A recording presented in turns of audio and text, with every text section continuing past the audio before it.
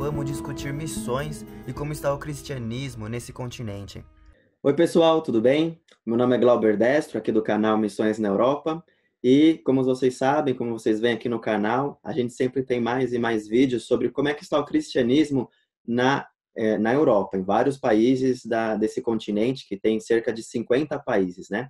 E hoje nós vamos conversar um pouco sobre como é que está o evangelho, como é que está a realidade espiritual na Holanda, também conhecida como Países Baixos.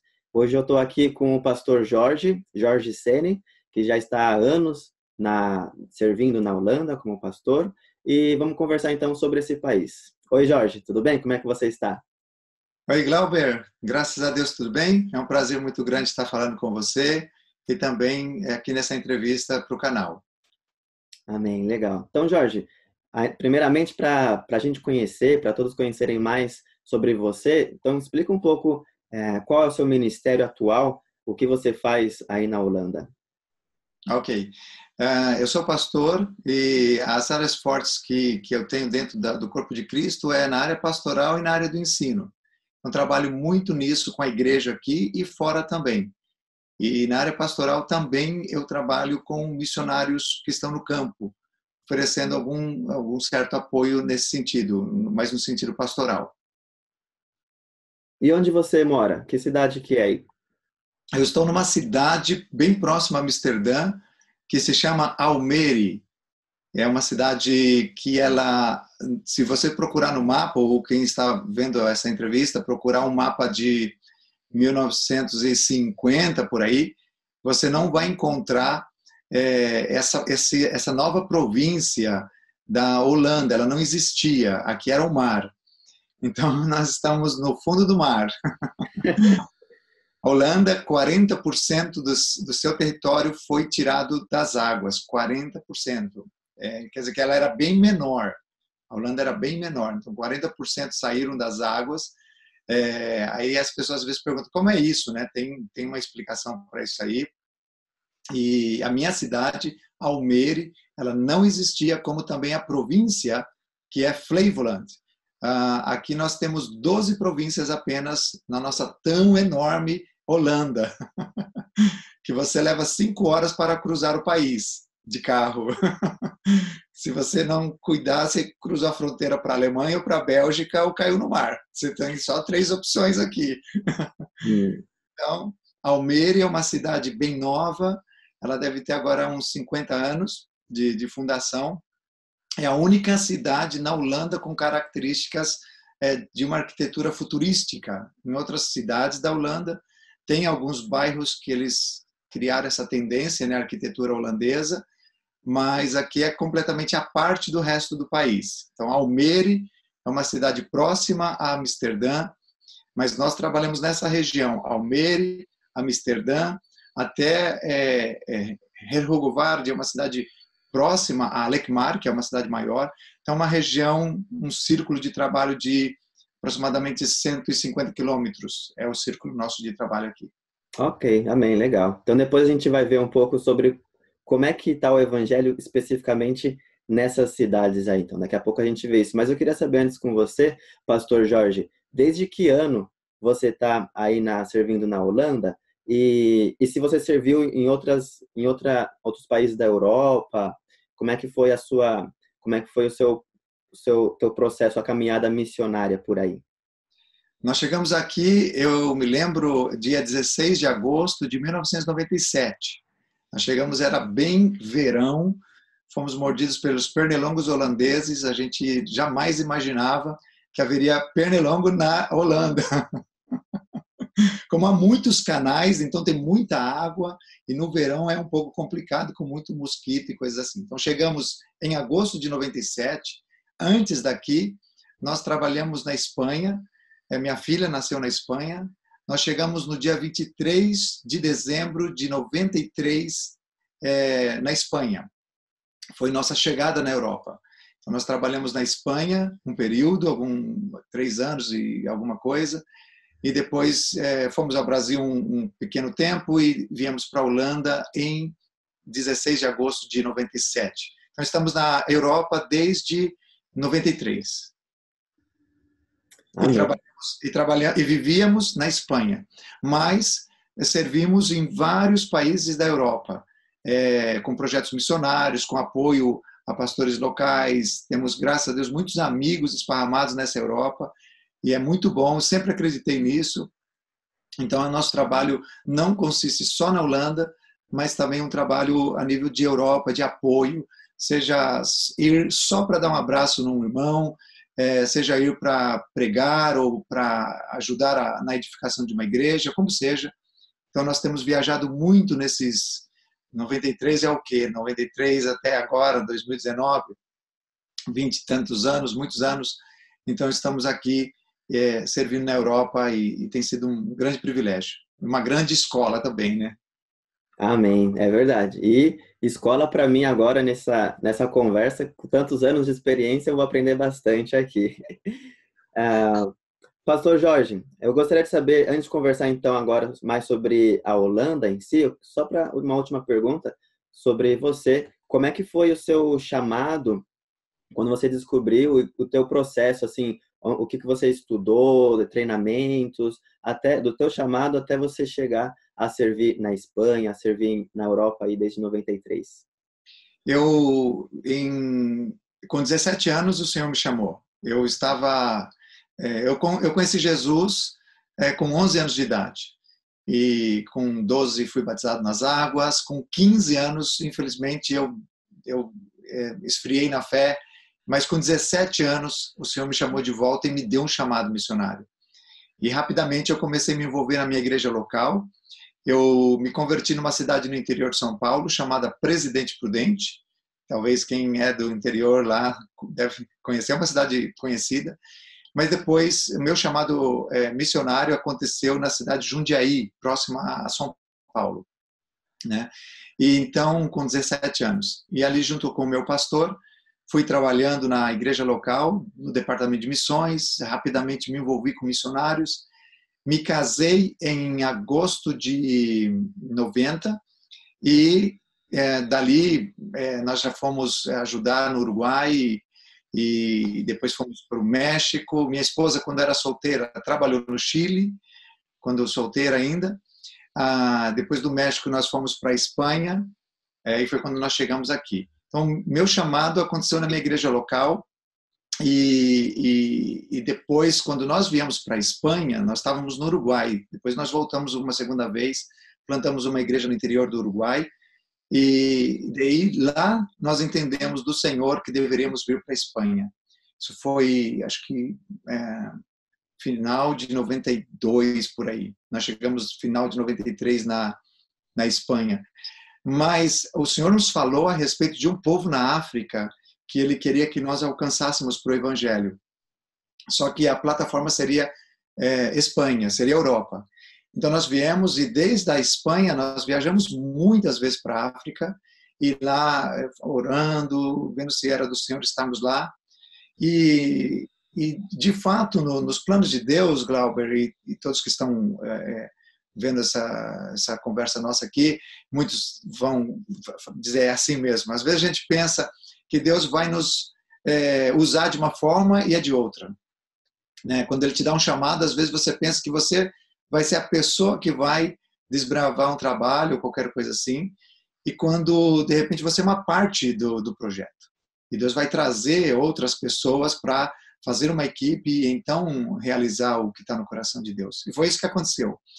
No final, nunca morei na África, já fui para a África, assim, muitíssimas vezes, mas muitíssimas. Eu me lembro em um batismo que estávamos fazendo na nossa igreja lá, cada vez que eu ia, eu dizia, Senhor, eu quero ficar aqui, quero ficar na África. E então, esse novo convertido, no dialeto dele, ele olhou para mim e disse assim, bem com autoridade, falou, foi o Espírito Santo que te trouxe aqui. Eu falei, ok, para batizar a gente. Eu falei, tá bom, mas o mesmo Espírito Santo que te... E eu falei, Deus, quem sabe agora que eu vou ficar na África, né? Aí ele falou, mas é o mesmo Espírito Santo que vai levar você de volta para a Europa.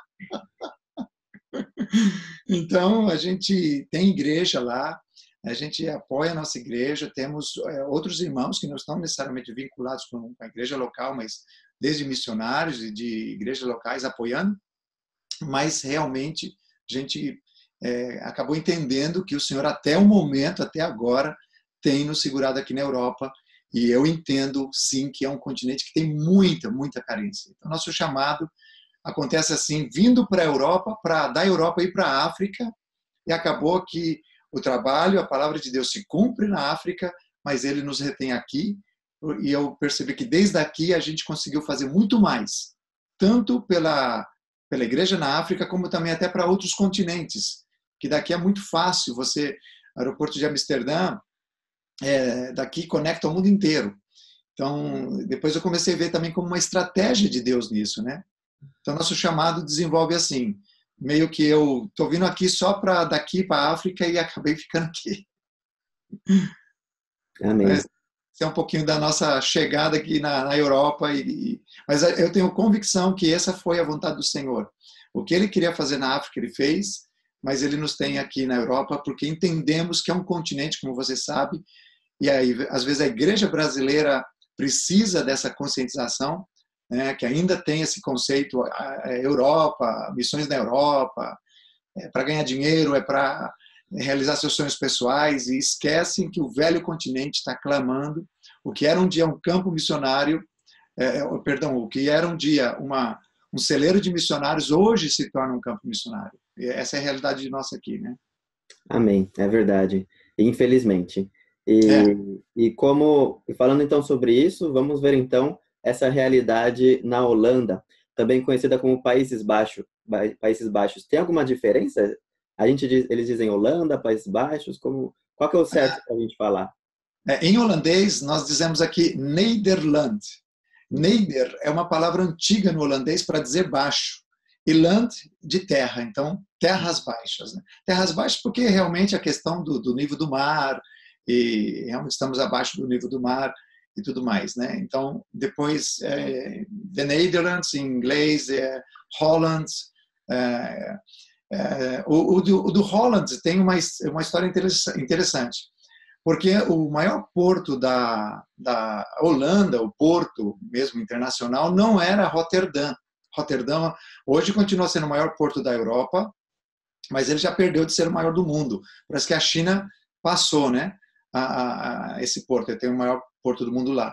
Mas antes, o porto, onde vinham todos os barcos do mundo inteiro, era em Amsterdã.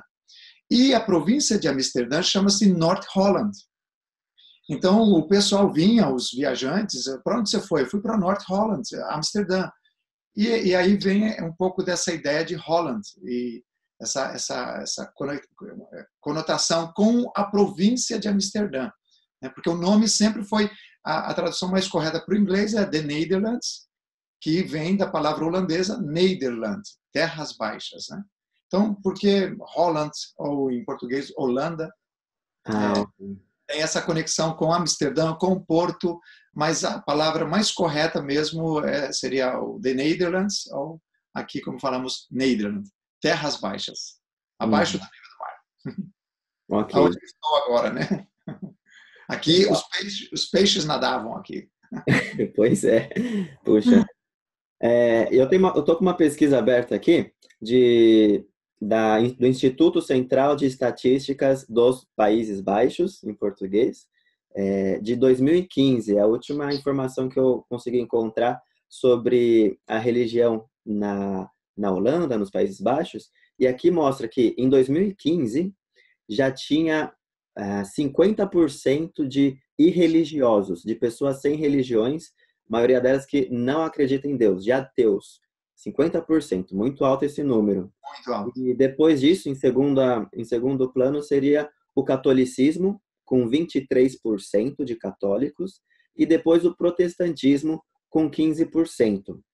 Lembrando que esses 15% de protestantismo que tinha em 2015, deve ter diminuído bem mais agora em 2019, essa porcentagem são de cristãos, com certeza, protestantes nominais, e bem provável que uma grande minoria, na verdade, frequenta a igreja, é praticante na verdade, né? Você gostaria de comentar alguma coisa quanto a isso, Pastor Jorge? Sim, sim, Glauber, com certeza. Holanda, ela, no sentido religioso, ela era católica 100%. E depois, com a reforma protestante, então os protestantes chegam aqui na Holanda. Nós conhecemos aí pela história. E aí há uma divisão. Então, qual foi a divisão? Metade da Holanda, e hoje ainda é assim por tradição, mesmo que seja nominal, é católica, e depois a outra metade é protestante. Vamos dizer que de Amsterdã para baixo, indo em direção à Bélgica, é completamente católica. E é muito interessante que, para você saber se um holandês vem de família católica, pergunta o nome inteiro dele. Então, aí você vai saber se ele é católico ou vem de família protestante. Porque o católico aqui, ele tem 4 nomes e depois o sobrenome. Então, ele tem o nome dele e todos são bíblicos. Então, João, Pedro, Tiago e Paulo. 4 nomes. Então, João é o nome dele, o Tiago, vamos dizer aí, o Pedro é o nome do pai, depois o Tiago é o nome do avô, da parte do pai, e depois tem um avô da parte da mãe. Então, ele leva os 4 nomes e o sobrenome. O protestante, ele leva só um nome e o sobrenome. Então, aí você consegue... Claro que com o passar do tempo vai perdendo tradições e algumas coisas vão mudando. Mas o catolicismo realmente é muito forte, mas principalmente do meio do país para baixo, e depois o protestantismo do meio do país para cima. Com o passar do tempo, com a reforma protestante, então a igreja forte aqui era a Reformeerde Kerk, igreja reformada. Depois nasce da igreja reformada uma outra igreja que fez a reforma da reforma, o que se chama aqui Reformeerde Kerk. Então ela não estou contente com a reforma, eu vou fazer uma reforma sobre a reforma. E nasce outra denominação muito forte. E depois a igreja protestante. Então, tem algumas linhas principais aqui. A igreja católica, a igreja protestante, a igreja reformada e a igreja reformada da reformada. E depois vai chegar aí os evangélicos, né? E aí tem outros grupos minoritários dentro do bloco aí do cristianismo. Agora, em resumo, realmente, no geral, nós temos aqui grandes templos que hoje se transformaram em, desde discotecas, bibliotecas, bares, locais de exposições dentro do Distrito Vermelho de Amsterdã, o que é conhecido como a zona de prostituição e drogas. Ali tem a Oude Kerk. A Oude Kerk foi uma igreja muito forte no século passado, de cristãos que serviam de fato a Deus. E eles, hoje, é uma catedral enorme, linda, mas ela só serve para exposições, o qual é caríssimo você conseguir lá 1 hora. Ela está rodeada pelas vitrines de prostituição no Distrito Vermelho. Então, ia ser muito comum, muitos templos que deixaram de ser templos, porque o cristianismo realmente perdeu muita força, e hoje nós temos lá uma grande catedral com 8 velhinhos de 80 anos. E eles se juntam de 10 da manhã às 11, preciso, exatamente, acabou. Só se encontra num extra se um deles morre. Ok, morreu o irmãozinho, então nós vamos ter que ir no enterro dele, então um encontro extra. Mas eu conheci um pastor que a missão dele era tentar reabrir várias igrejas reformadas que estavam se fechando. Então nós temos esse desafio. Falando sobre islamismo na Europa, também vários templos hoje são mesquitas. Então essa realidade do crescimento dos não cristãos ou ateus é de fato verdade, mas existe uma segunda situação que pouco vai para as estatísticas, que hoje nós temos uma igreja evangélica crescendo na Holanda, pastores jovens, grupos pequenos no país, e eles não têm acesso aos templos, eles se reúnem em escolas públicas, numa sala de uma escola, no domingo, e depois se juntam nas casas. A igreja nas casas na Holanda é muito forte. E aí nós estamos vendo muitas igrejas nascendo, pastores jovens holandeses, a igreja pentecostal também está crescendo muito aqui. Aqui nós temos o Pinkster Dag, a festa do Pentecostes, é feriado aqui na Holanda, é herança cristã. E todos os pentecostais se juntam por alguns dias, como se fosse no carnaval, os evangélicos fazem lá no Brasil retiros, aqui é na festa de Pentecostes. E nós estamos falando aí de encontros de mais de 10 mil, de 20 mil, de 30 mil. Cada ano aumenta mais os encontros entre os irmãos pentecostais e está sendo muito forte esse movimento. Claro que tem uma porcentagem grande de cristãos estrangeiros, mas também os holandeses estão vindo a conhecer Jesus através das igrejas novas que estão nascendo na Holanda. Então, eu digo assim, a Holanda hoje tem duas realidades. Uma igreja que está morrendo, que é a igreja histórica, mas uma igreja que está nascendo, que é uma igreja, vamos dizer, quase que sem nome. Não vem dessas raízes, nem do catolicismo, nem da igreja protestante, nem da igreja reformada. Então, são duas realidades, e é um momento muito empolgante aqui na Holanda, de ver Deus operando. E, por um lado, muitas coisas acontecendo, ateísmo, islamismo dominando, várias coisas acontecendo, mas, por outro lado, nós estamos vendo que a Igreja de Jesus está viva aqui. Isso é muito positivo, muito, muito animador para nós. Amém, que bom. E existem escolas bíblicas na Holanda? Existem seminários? Seminários Sim. sérios? Como? Seminários sérios? Sim, tem alguns. Existem alguns que são bem liberais, inclusive por exemplo, nós temos aqui alguns seminários que para você estudar nele, você tem que estar de acordo com o credo. O que eles acreditam no sentido bem liberal, né, de uma teologia muito liberal, e para quem realmente está comprometido com a palavra de Deus, não dá para estudar ali. E como Então, é que é essa teologia liberal, essas igrejas liberais aí no norte da Europa, aí na Holanda? bom, nós temos vamos usar um exemplo muito comum, que é o homossexualismo, né? E, de repente, se algum homossexual está nos vendo, nos assistindo, a gente tem muito carinho, eu tenho amigos homossexuais, como também tem muitos amigos ateus aqui, né? Tenho amigos que são casados e vivem a vida deles, mas são meus amigos, eu tenho muito respeito por eles, então não há nenhuma discriminação aqui. Mas para quem é um cristão bíblico, isso não é um comportamento para nós que está respaldado pela palavra de Deus. Então, vamos pensar aí numa teologia muito liberal. Nós temos aqui igrejas onde o pastor ou a pastora são casados com pessoas do mesmo sexo, então para eles é completamente normal. Então esse é um ponto forte, muito forte dentro dessa questão bíblica para nós. E nos seminários também, para estudar, você tem que estar de acordo. Não, se você precisar fazer o casamento de um casal homossexual, você faz. Então, numa teologia liberal, numa igreja liberal ou seminário assim, a pessoa vai dizer, claro, isso não é nenhum problema, o amor, a vida, paz, tal. Então, existe toda essa realidade nesse sentido. Depois tem outras situações, como alguns tipos de vícios, por exemplo, que às vezes para um cristão, ele se assusta, ele diz, mas isso não está para nós. Mas ele, dentro também dessa ideia bem liberal, não, isso não tem nenhum problema. Aqui, vamos pensar numa situação prática, concreta. Fumar. Para a maioria dos cristãos, fumar é algo que prejudica o corpo, mas aqui nós temos muitos templos que têm cinzeiros no hall da entrada. Então, vem um brasileiro aqui, né, ou um latino, fala, que é isso, né? E aí o pastor, acabou o culto, junto com os irmãos, estão lá fumando um cigarro, comentando sobre o sermão, etc. Então, são situações que choca muito, mas é muito aberto, é muito liberal nesses sentidos, né? Então, tem esse lado. Mas tem seminários, falando de seminários, bastante sérios, bastante conservadores, que eles têm sua doutrina bíblica, e dizem, nós cremos nisso, se você quiser estudar aqui, você tem que professar a mesma fé. Então, também tem seminários assim, bem bíblicos. Amém. Que bom.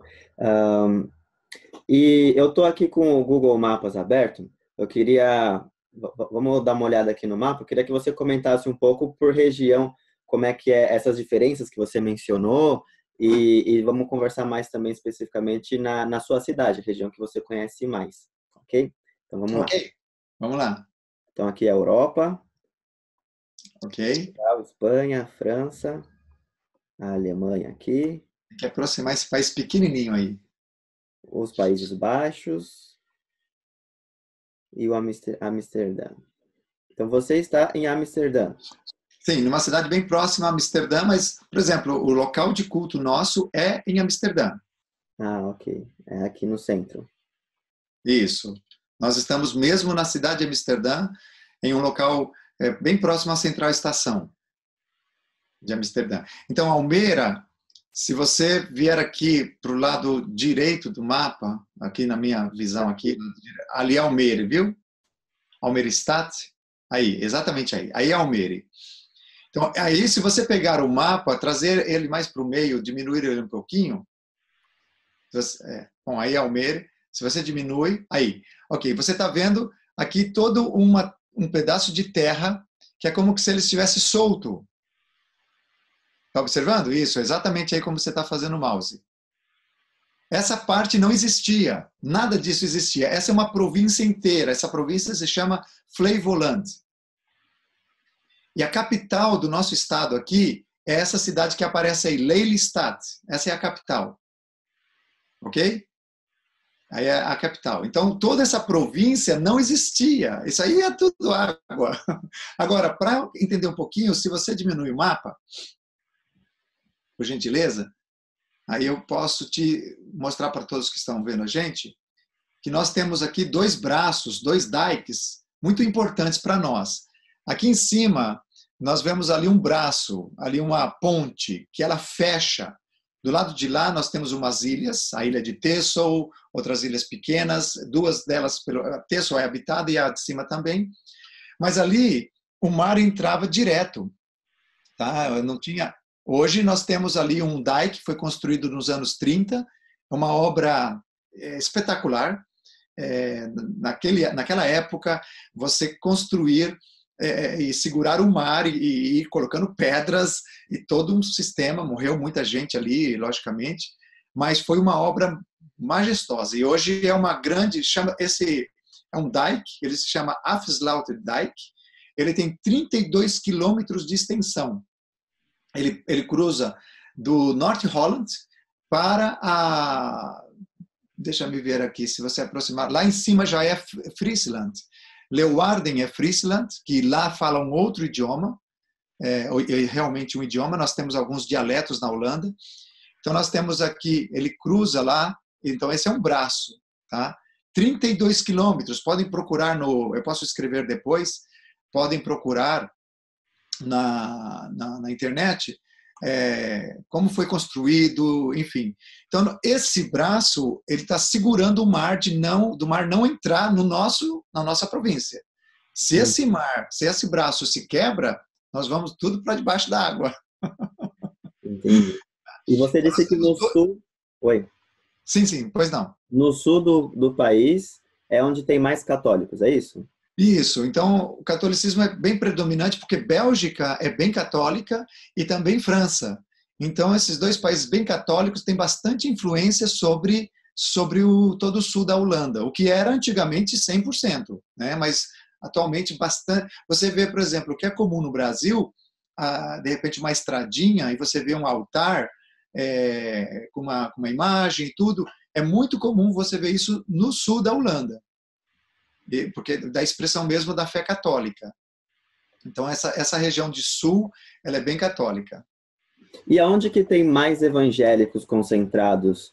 Em quais cidades? Seriam nas grandes capitais, nas cidades mais populosas, certo? Certo, sim. Nós temos, por exemplo, também por causa da influência até estrangeira, né?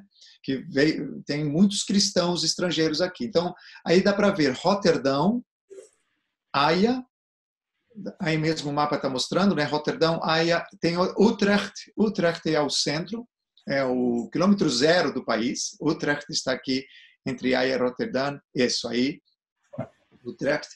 Então, Amsterdã tem muitas igrejas, tem muitos... Sabe uma estatística? Falando de estatística, temos mais de 400 igrejas em Amsterdã. Ok. 400. Claro que a maioria delas a maioria são grupos pequenos, igrejas de 30 membros, de 40 membros, muitas igrejas africanas, muitas igrejas asiáticas. Nós temos mais ou menos umas 200 igrejas estrangeiras e umas 200 igrejas holandesas. Isso em Amsterdã, somente em Amsterdã. Então, o evangelho não está morto aqui, muito pelo contrário, ainda que o ateísmo segue crescendo e outras religiões seguem tomando muito espaço, mas o cristianismo, através, como eu falei, de pessoas que estão encontrando Jesus, elas estão se juntando a grupos pequenos e estão crescendo. Então, aí está a nossa querida Holanda, diante desse lindo mapa, desse mundo que Deus tanto ama. Amém. E, bom, só mais uma coisa sobre esse tema ainda, que, como a gente viu, praticamente mais da metade da população agora são irreligiosos, né? São sem religião, ateus ou agnósticos. Como que esse pessoal enxerga, como que o povo holandês enxerga os evangélicos? Eles acham que é uma seita ou eles, pelo fato de já ter um histórico aí no passado protestante, eles não veem como uma seita? Como é que é visto hoje o evangélico? Ok, eu queria puxar um pouquinho para a história, para dar essa resposta para você. Por exemplo, nós tivemos aqui a Segunda Guerra Mundial. Hitler, ele prometeu para a rainha holandesa que ele não invadiria a Holanda, ele não ia invadir. Porque até no hino holandês, existe aqui na nossa letra que nós temos sangue alemão. Então nós somos irmãos, Alemanha e Holanda são irmãos, né? Então, só que ele traiu, ele mentiu, e ele invadiu em 3 dias, ele tomou o país inteiro com seu exército. Tá? Aí o que acontece? Muitas mortes, ele, claro, toda a história que conhecemos, atrás dos judeus, e ele viu que aqui tinha muitos, ele não ia deixar para menos.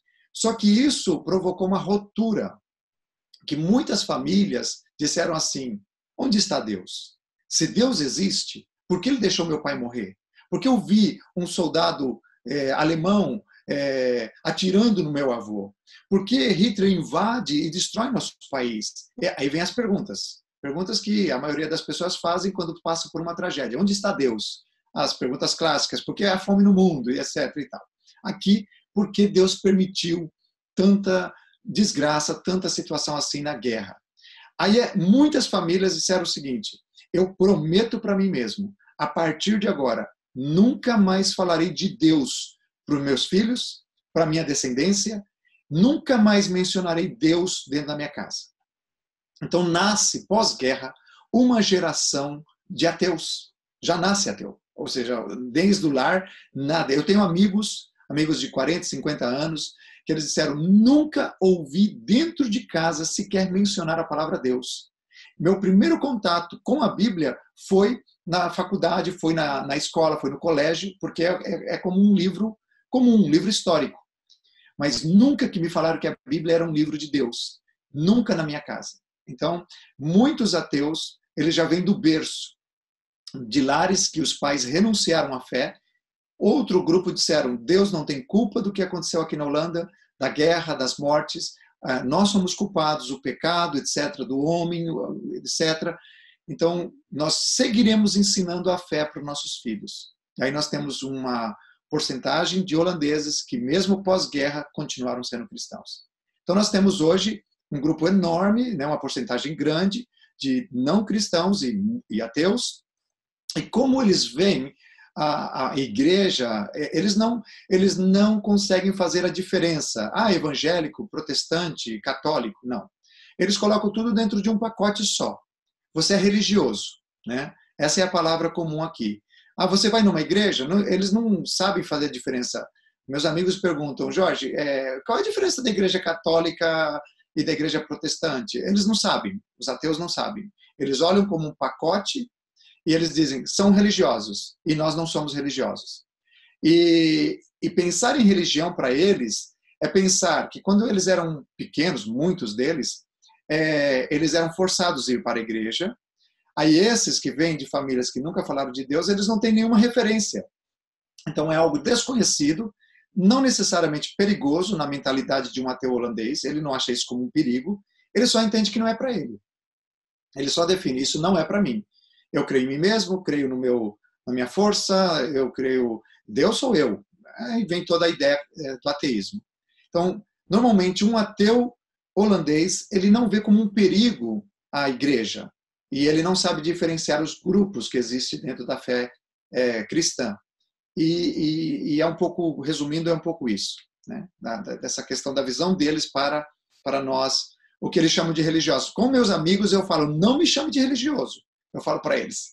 Aí ele falou, eu vou chamar você do quê? Você vai na igreja mais de 2 vezes, você é um pastor. Você é o quê?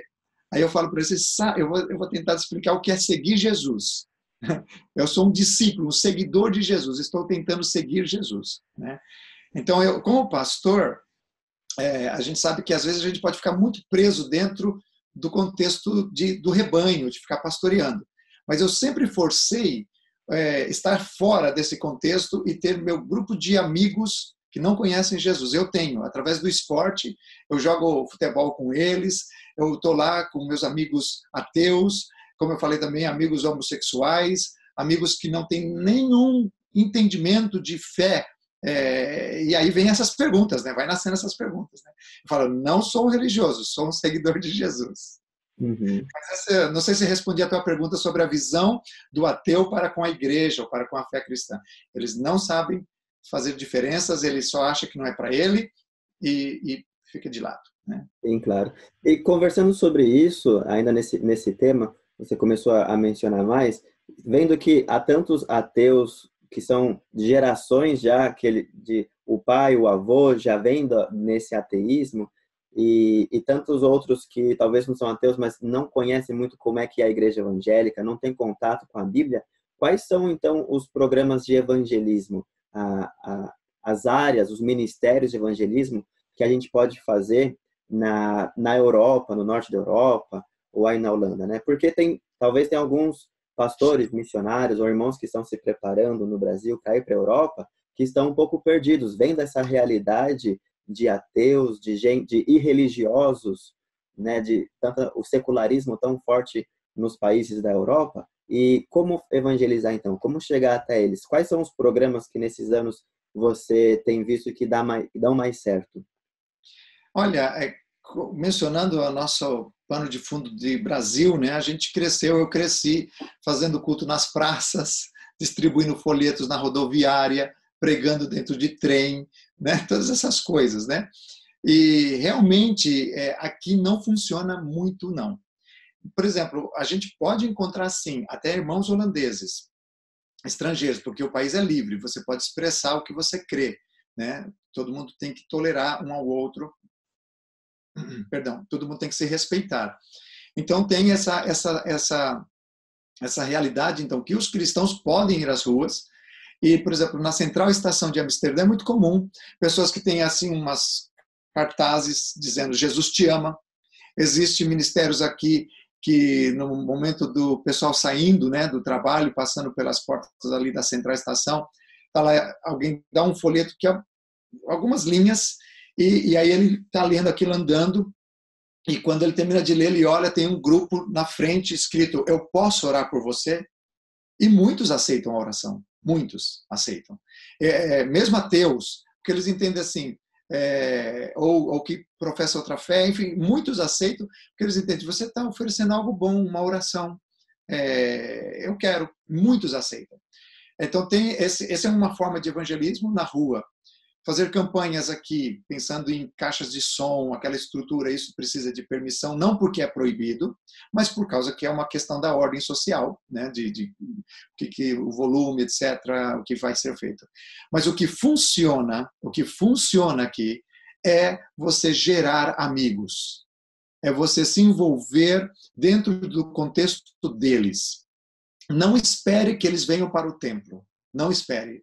Não fique só orando, dizendo, Senhor, agora tem aqui um local, eles vão vir. Não. Você precisa ir lá onde eles estão, você precisa conviver com eles, sem uma intenção visível, eu estou aqui porque eu quero que você se converta. Não. Porque, na verdade, a gente tem essa ideia, né? Eu estou aqui para converter você. A gente não converte ninguém.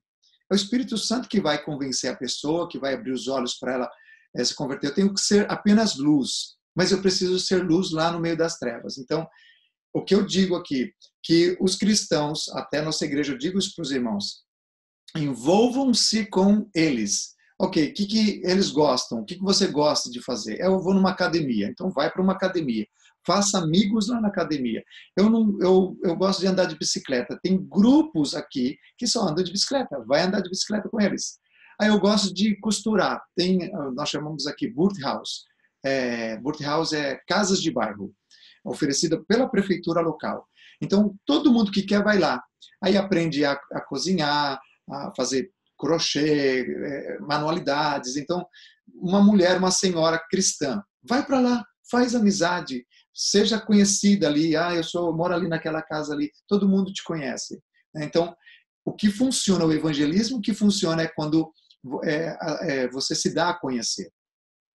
Você entra no mundo deles e eles te conhecem de verdade. Meus amigos me conhecem, sabem onde eu moro, sabem o que eu faço, enfim, até em projetos missionários, muitos deles já me ajudaram e são ateus. Eu falei, eu acredito no que você faz, Jorge. É muito legal, porque eles não entendem a linguagem espiritual, mas entendem a linguagem natural, de ajudar o próximo.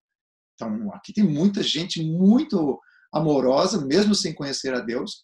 Então, a forma que eu diria para a igreja brasileira é que ela se envolva com os nativos, viva entre eles.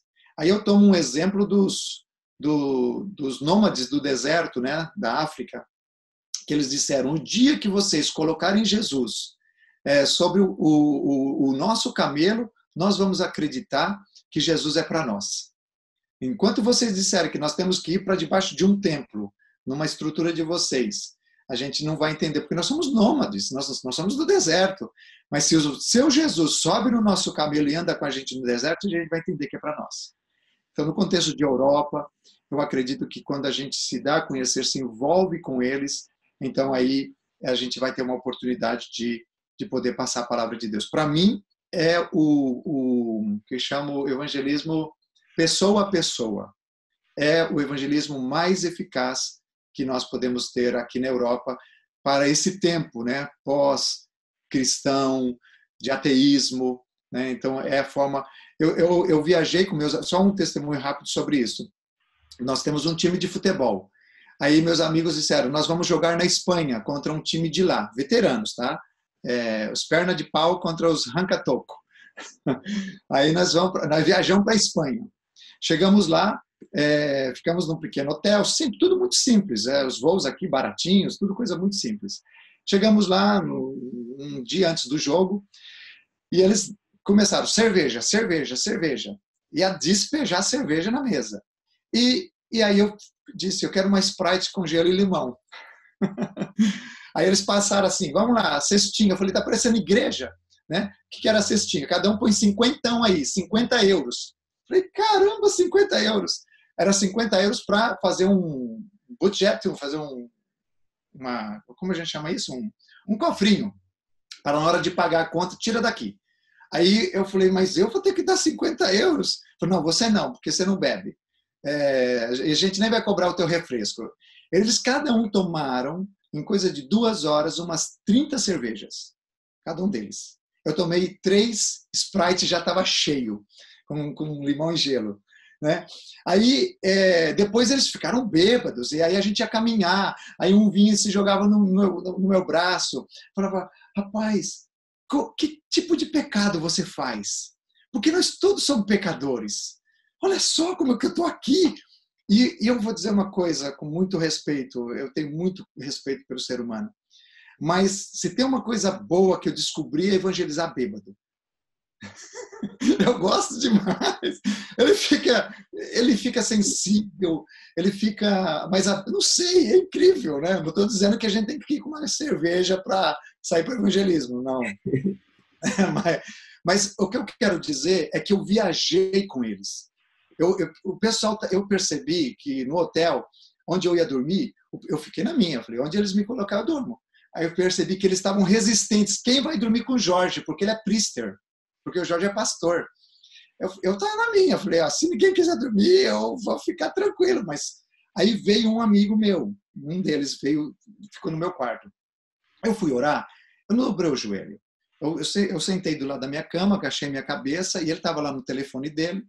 Aí ele pulou de lá, sentou do lado da minha cama e falou assim, ora por mim. Eu tô sentado na mesa, ele está enchendo a cara de cerveja, eu estou na minha, estou de boa, mas estou no mundo dele. Estou lá junto com ele, viajei com ele, pegamos um avião juntos, estamos criando relacionamento. Orei com ele, falei mais de Jesus para ele. Aí ele falou, a minha bisavó era cristã. Aí contou uma história lá do cristianismo lá atrás. E algumas coisas eu tenho dúvidas. Quer dizer, jamais eu falava, fulano, vem aqui para o culto, eu vou te explicar. Não, mas eu peguei um avião com esse cara, peguei um avião com essa turma, eles encheram a cara, eu não fiz isso, eu estava lá com eles, foi muito legal. Então, eu creio que quando você se envolve com os nativos, eles vão te conhecer, vão ver que você é diferente, e aí você vai ter voz. Aí o que acontece? A gente ia comer toda comida. Eles falavam, Jorge vai orar. Glauber, o que é isso? Os caras ateus, sério, ateu. Falaram, não. A gente respeita o Deus do Jorge, porque a gente respeita o Jorge. Aí teve uns que falaram o seguinte, o Jesus que a gente está conhecendo é você. Isso é muito forte, porque a gente não conhece Jesus. Nunca falaram para nós de Jesus. Mas o Jesus é você. E ali eu tive oportunidades deles abrirem mesmo o coração, chorarem em situações assim da vida, de paternidade, de família, e pude falar do amor de Deus para eles de uma forma muito eficaz. Mas você tem que ter paciência e você tem que construir um caminho. Não tem resultados imediatos aqui. Pastores que enviam missionários para a Europa querem resultados imediatos, não vai ter.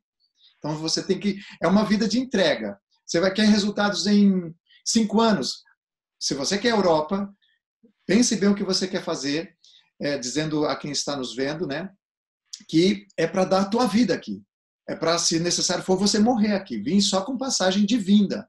E dizer, eu vou, porque eu talvez não vou ver ainda com os meus olhos os frutos, mas eu sei que eu vou deixar uma semente. Então é um campo duro, que você precisa de dar a tua vida aqui, a vida inteira, morrer aqui, e talvez ainda não ver, mas ter a certeza que a tua vida aqui fez diferença nesse continente.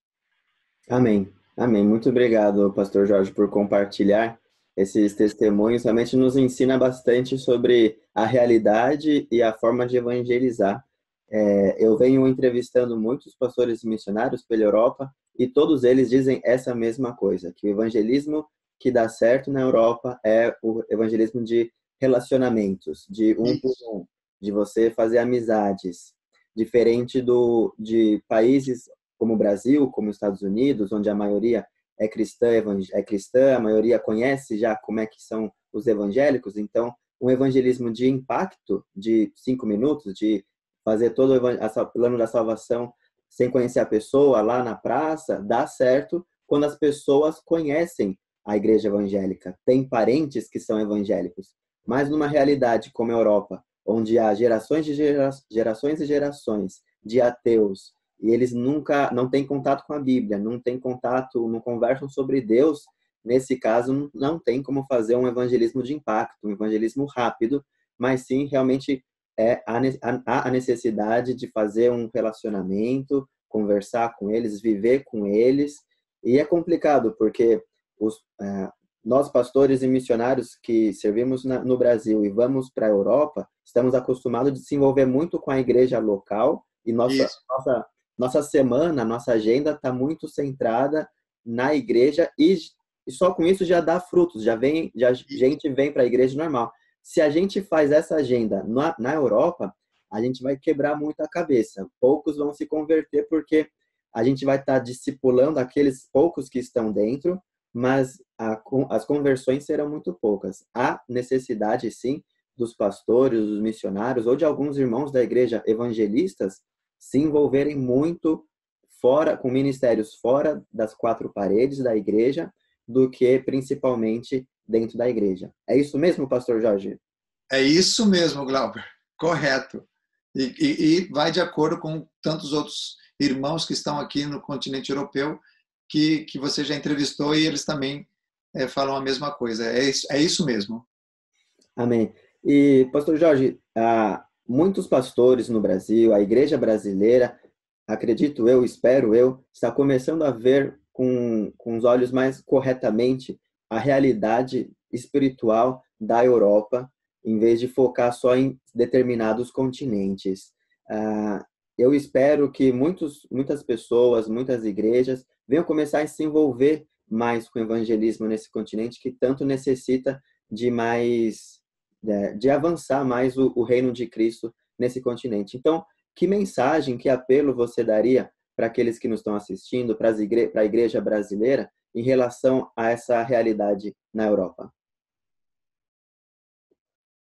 A mensagem que eu diria, eu usaria o texto bíblico: passa a Macedônia e ajuda-nos.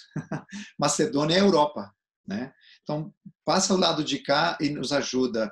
Eu diria aos pastores do Brasil que façam viagens para a Europa, viagens intencionais, viagens missionárias. Venha visitar os missionários que estão na Europa. Se você que está nos ouvindo é um pastor de uma igreja local, não tem um missionário aqui, através do Glauber, você tem várias opções em vários países que você pode visitar. Pode ser aqui, pode ser em outro país, né, através desse canal, desse ministério que Deus tem levantado aqui, o Glauber, na Europa. Você vai até esse rapaz aí que está aí, chamado Glauber, você vai ter, assim, por essa Europa, contatos por toda parte. E gente séria, gente séria. Eu, até no início, eu fiquei assim, quem é o Glauber? Quem é esse rapaz? Porque a gente tem tido experiências ruins, né? Como eu creio que a maioria das pessoas.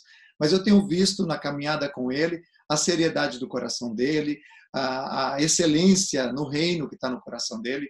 Então, eu diria aos pastores no Brasil, você que está seguindo esse canal, organize uma viagem para cá.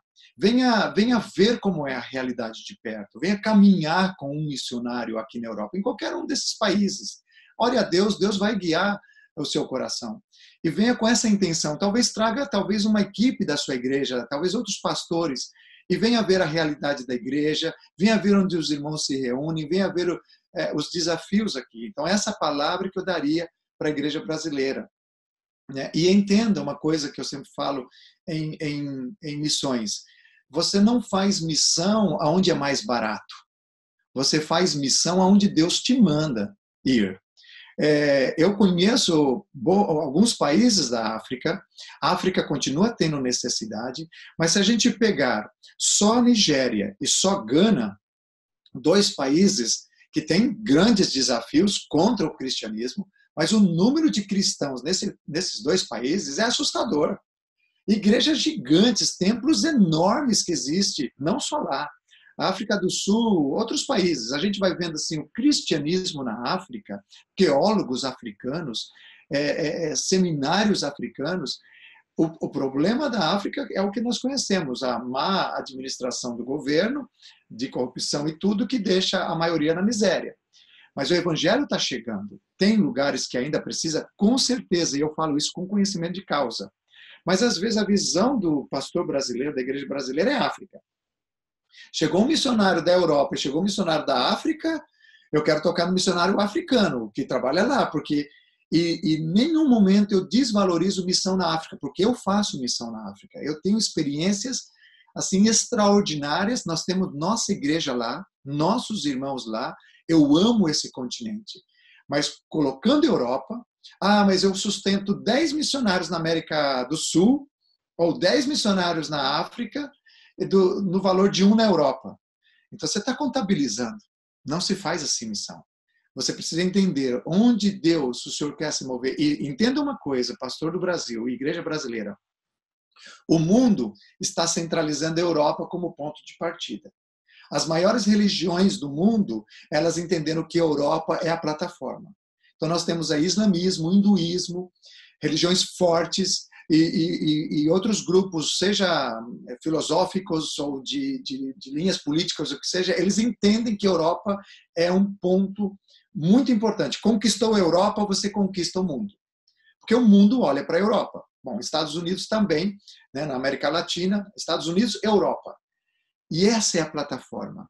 E os desafios aqui são assustadores. Cada vez mais eu vejo a Europa precisando de missionários. Os desafios são grandes. financeiramente é um desafio enorme, com vistos, com questões culturais, você entender a mentalidade, etc. Em resumo, etc., né, no geral. Mas eu acredito que a Europa precisa da Igreja do Brasil. Ela precisa de que pastores, de que irmãos venham para cá.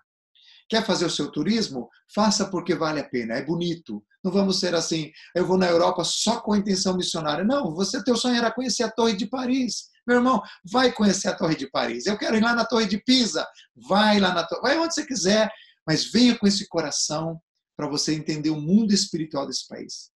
Para que vocês tenham uma ideia, Glauber, nós temos um pouco mais de 17 milhões de habitantes na Holanda. Mais de 1 milhão está em profunda depressão. Depressão. Mais de 1 milhão. Mas o Brasil também é um dos países da América Latina, do mundo, com mais índice de depressão. Verdade, eu li algo sobre isso. Mas eu estou falando de Europa. O peso espiritual. Eu tenho trabalhado na Ásia. Eu tenho trabalhado no meio de tanta sujeira, tanto espiritual como visual. Mas eu não sinto o mundo espiritual tão forte lá quanto aqui. Quando eu estou chegando no aeroporto de Amsterdã de volta, parece que tem assim... principados e potestades, uma coisa assim do inferno, já me oprimindo. Então a gente tem que lutar diariamente aqui contra uma força espiritual muito grande, porque isso aqui é uma área muito importante a nível de mundo, a nível de cumprimento de profecias, a nível de atualidade, a nível de desfecho dos governos, de tudo que está acontecendo no nosso planeta. Então a igreja não pode estar à parte de não olhar aqui para esse continente como um alvo de alcance.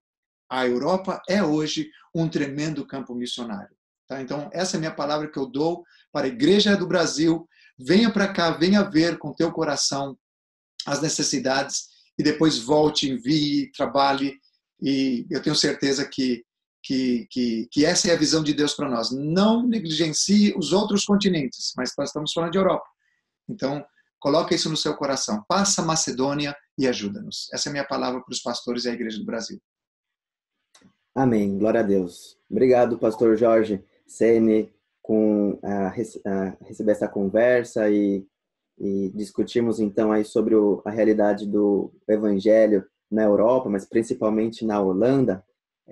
Nós cristãos evangélicos, nós oramos, nós precisamos orar e eu gostaria que você mencionasse um pouco para a gente como nós podemos orar pela Holanda. Muito bem. Tentar fazer um resumo, são muitos os pedidos. Orar eu pediria que orem pela igreja holandesa. Orem para que eles cresçam na graça, no conhecimento do Senhor, principalmente essa igreja nova que está surgindo, essa igreja não histórica, sem prédio, essa igreja que está nascendo nas casas, com pastores jovens, que depois conseguem alugar um lugar, e aí vão crescendo. Parece o começo do evangelho no Brasil, sabe? Aquela coisa pequenininha. Então, orem por essa igreja, que ela está viva, para que eles continuem crescendo e tomando espaço na sociedade holandesa. Orem também pela igreja histórica, por esses templos, para que eles não sejam entregues, porque aí é a história do cristianismo, é a nossa história. Então, para que eles não sejam entregues para que se transforme numa boate, num bar, mas que sejam resgatados, eu creio nisso, num reavivamento aqui na Europa, nesse sentido. Sejam resgatados para voltar a serem lugares de adoração ao Senhor. Então, por essa parte da igreja também. Orem pelos ateus, orem pelos não religiosos e pelos blocos religiosos aqui. É uma grande oportunidade. Países fechados, né, para o evangelho, eles estão morando aqui. Amsterdã. Todos os países politicamente divididos e reconhecidos pela ONU, todos eles têm representantes de grupos pequenos ou maioritários em Amsterdã. A prefeitura de Amsterdã já deu essa nota pública. Nós temos o mundo morando em Amsterdã. Então, ore por isso, porque esse é outro pedido. Pessoas que estão em outros países onde jamais poderiam ouvir o evangelho e migram para cá e eles então têm a oportunidade de ouvir o evangelho. E o que acontece é que eles enviam de volta para suas terras.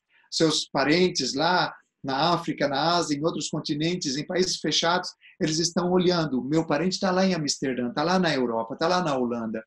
E se eles recebem o evangelho aqui, eles vão levar lá também. Então, orem também por isso. Tá? Eu creio que, basicamente, esses 2, 3 pontos que eu mencionei. A igreja que está crescendo, a igreja que está morrendo. Orem pela política, a política, os governos da Europa. Nós sabemos disso, né? Eles não estão preocupados, quem seja, que já até declararam no nome de Deus ou que seja o nome do diabo, não importa. Nós queremos alguém que resolva nossos problemas econômicos. Então, orem por isso, para que hajam homens e mulheres tementes ao Senhor dentro dos governos da Europa. Então, pelas autoridades, pela nação, pela igreja, pelos imigrantes. Esse seria, em resumo, nosso pedido de oração. E ore por nós. Por mim, pela minha família também. Sim, isso mesmo. Essa seria a minha próxima e última pergunta. Quais são os seus pedidos de oração? Quais são as suas ambições, os projetos, talvez, para os próximos anos, para a gente orar por vocês? Sim. Bom, colocando como pedido de oração, ore por nossa saúde. Minha esposa vai passar por uma operação em alguns dias. O sistema de saúde na Europa é muito bom, mas ele não é preventivo. É um sistema que eles vão apaleando. A dor, você não sabe o que é muito complicado. E depois, quando descobrem alguma coisa, são extremamente profissionais, mas às vezes não dá tempo. Há muita questão aqui em alguns países da Europa, eles trabalham com essa forma essa mentalidade, né? Então, orem pela minha esposa, pela saúde dela. Depois de 1 ano, nós conseguimos essa operação. Não é em si um problema sério, mas é um problema que precisa ser resolvido com uma operação. Orem também pela minha saúde. Fazem 7 anos que eu tenho passado por um burnout muito profundo e eu nunca pude parar. Eu sempre procurei, vamos ver se a gente traz um outro obreiro, passa aqui um tempo, um outro pastor, um missionário. O certo é que eu nunca consegui. Então, pela minha saúde, eu tive uma recaída recentemente na minha saúde, muito profunda, incluindo uma infecção. Graças a Deus eu estou, diria assim, com a infecção não tenho mais nenhum problema. Mas essa questão do esgotamento, ele continua. Então, a gente está orando nesse momento, pedindo ao Senhor que abra uma porta para que a gente possa ser restaurado. Deus nos tem dado uma palavra, já faz alguns anos, em Isaías 40, sobre a águia. Ela precisa de renovação para ela seguir uma segunda etapa. Eu creio, no meu ministério, na minha vida, eu já fechei uma primeira etapa. E agora é hora de renovo para fazer uma segunda etapa. Então, eu peço oração nesse sentido por nós. Né? Nós temos uma filha que nasceu na Espanha, para que ela também possa ser um instrumento na mão de Deus aqui nesse continente. Ela cresceu na Holanda, ela se chama Débora, ore por ela, ela conhece o Senhor, mas com toda a influência de Amsterdã, nesse momento ela está assim, conheço a Deus, mas pai, mas isso também, como é que, e há toda a influência do mundo secular aqui, mas ela é um instrumento de Deus, eu sei. Deus levantando essa menina, essa moça, a Débora, ela vai alcançar com certeza muitos jovens, porque ela está muito mais que nós inserida dentro da sociedade holandesa, né? Então, ore por nossa saúde, ore por nossas finanças, ore por nossa igreja aqui, que seja um instrumento de Deus para essa nação, né? Mesmo sendo uma igreja de imigrantes, 95%. E falando de ambições ou sonhos, principalmente no começo do ano, né? A gente faz uma retrospectiva e pensamentos, mas eu tenho, logicamente, planos a curto prazo, a médio prazo, a longo prazo. O que eu desejo, eu sempre penso, para ser longo, eu tenho que ser curto. E no curto prazo, o meu sonho é viver cada dia a vontade de Deus para a minha vida, hoje, né? Carregar a minha cruz, seguir a Jesus hoje. Logicamente, nós temos desejo de ter um local próprio, nós temos um local alugado, usamos 3 vezes na semana. Esse é um desafio muito grande na Europa, todos os missionários também dizem a mesma coisa, até pastores nacionais, e isso gera muita falta de instabilidade, de estabilidade, né, para uma igreja. Você está formando algo ali, aí você tem que mudar. Então, eu tenho sim um desejo de que a gente possa ter um local mais físico, mais estável, né? Mais estável. Esse é um desejo, um sonho, que a igreja cresça e que ela tenha influência na sociedade. Outro desejo que eu tenho muito grande é que uma igreja de imigrantes, com o passar do tempo, ela vai se transformando. Ou ela morre, ou ela se transforma. Ou seja, os velhinhos, a primeira geração que chegou vai morrer.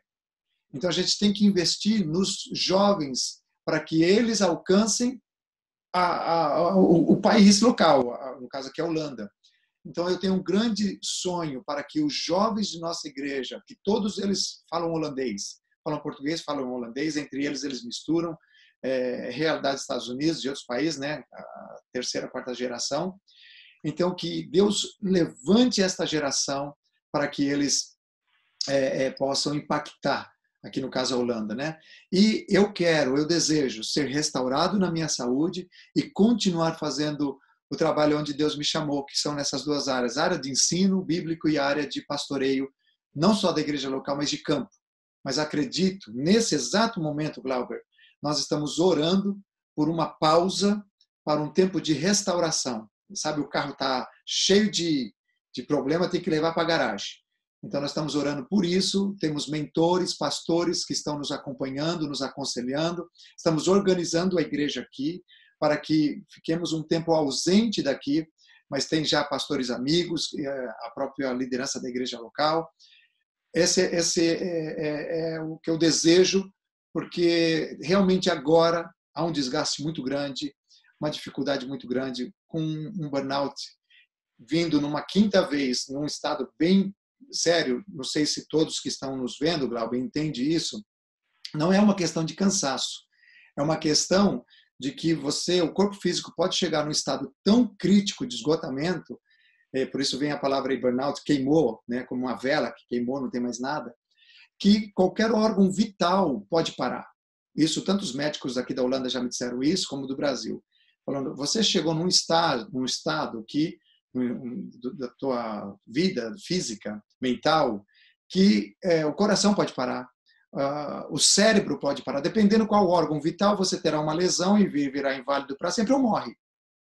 E nesse estado, nesse nível tão perigoso, eu cheguei agora recentemente pela quinta vez. Então, para mim, é um milagre. É um milagre, porque na primeira já podia ter acontecido alguma coisa. Na segunda, na terceira, enfim, mas é a quinta vez. Eu estou entendendo da parte de Deus que eu não tenho que esperar chegar uma sexta vez. Então, eu estou me organizando para isso, porque eu tenho muito sonhos e muitos desejos de fazer muito, não somente para a igreja na Holanda, não somente para imigrantes, mas para os nativos, como também no mundo de missões, né? Seguir visitando missionários, seguir apoiando missionários, sermos aqui, esse é um grande sonho, uma grande plataforma forte em todos os sentidos, tanto economicamente como de estrutura, para receber missionários. Missionários que não podem ir ao Brasil, vamos falar no caso brasileiros, né? Estão na África, e eles vêm para cá, descansam aqui, sejam renovados aqui, daqui pode voltar depois para a África ou Ásia ou qualquer parte, porque estamos no centro, estamos numa parte muito, geograficamente falando, espetacular. Então eu tenho essa visão, essa ambição, vamos assim chamar, de ser uma plataforma forte em Amsterdã para estar recebendo, termos estrutura pessoal, equipe, e já fizemos isso muitas vezes, com equipes do Egito, com equipes da África, de outros países, equipes aqui da Europa, assim, dormindo no nosso espacinho, comendo arroz e feijão, porque eu entendi o seguinte, missões você não espera ser grande para fazer, você não espera ser forte para fazer, você faz do teu tamanho. Eu só tenho um prato de arroz para dar, amanhã você tem um boi para dar, enfim, né? Então esse é nosso sonho, ser uma plataforma muito forte aqui na Europa para abençoar também missionários da Europa, né? Então esse é um pouco dos nossos desejos e pedidos de orações. Amém. Obrigado, pastor Jorge. Eu vou orar por vocês, nós vamos orar por vocês. Eu espero que quem está assistindo, você que está assistindo, toma nota, anota aí o nome do pastor Jorge e que você possa começar a orar por ele periodicamente também. Pastor Jorge, parabéns pelo seu trabalho, pelo seu ministério. certamente Glória a Deus. você e sua família tem causado um grande impacto, está causando um grande impacto na vida espiritual de muita gente aí pela Europa e do Brasil também, né? Então, Deus continue abençoando a vida de vocês, a saúde de vocês, como você disse aí, e espero que vocês consigam, oremos para que vocês consigam atingir esses objetivos, essas necessidades também. E terminando, Pastor Jorge, se caso alguma igreja, algum pastor, algum irmão gostaria de entrar em contato contigo para acompanhar mais o trabalho de vocês, ou talvez para se tornar um mantenedor, com certeza todo missionário na Europa precisa de ter aí seus mantenedores, né? E orar por vocês. Como eles podem entrar em contato com vocês? Qualquer coisa eu coloco na descrição do vídeo, mas como seria? Sim, pode, fica à vontade, Glauber, colocar na descrição do vídeo. Quem quiser entrar em contato conosco, meu WhatsApp é uma ferramenta que a gente usa muito, ou o e-mail também, né? Mas normalmente meu WhatsApp. Hoje todo mundo usa o WhatsApp, então vamos direto no que funciona, né? Então pode colocar meu e-mail, WhatsApp. Temos aqui 2 páginas web, a da igreja, vidaplena.nl, e tem uma página que é mais na área de ensino, tempocomapalavra.com. Então, ali dá, através desses sites, do e-mail jlcn@me.com, ou do WhatsApp, né? Mais 31 6 16 65 89 10. Claro, falei tudo isso rápido, mas eu agradeço a sua gentileza de colocar na descrição do vídeo. Eu creio que são as formas fáceis de entrar em contato com a gente. Ok, amém. Muito obrigado, Pastor Jorge Sene, por essa conversa. Eu aprendi bastante e acredito que todo mundo que vai assistir esse vídeo aí vai aprendeu bastante também sobre a Europa, principalmente sobre a Holanda. Obrigado. Glauber, eu que agradeço de coração o que você está fazendo por todos nós, missionários. Você também é um missionário, né? E tem pensado muito nisso, e você tem sido, de verdade, um instrumento de Deus para gerar muita unidade, conhecimento, porque muitas vezes o missionário, você sabe disso, Glauber, e quem está nos vendo tem esse entendimento, vai entender o que eu vou falar. Nos sentimos como Elias. Fala, Senhor, estou sozinho aqui. E aí você fala, não, tem muitos aí. Então a gente, aqui na França, ali na Espanha, ali na Itália, e tudo isso vamos conhecendo, ainda que eu já conhecia muitos, né, mas muitos eu estou descobrindo através de você. Então eu que quero agradecer o teu esforço, o teu tempo, de você sempre estar se dedicando, fazendo uma e outra entrevista, em contato com a igreja no Brasil, em contato com os missionários no campo. Minha oração é que Deus continue abençoando você, renovando tuas forças, abençoando tua casa, e que continue sendo essa bênção para o reino. Muito obrigado, Glauber. Amém. Obrigado pelas palavras, Pastor Jorge. Fico muito feliz com isso. Como você disse, de missionários sozinho e tal, na Europa, isso acontece muito.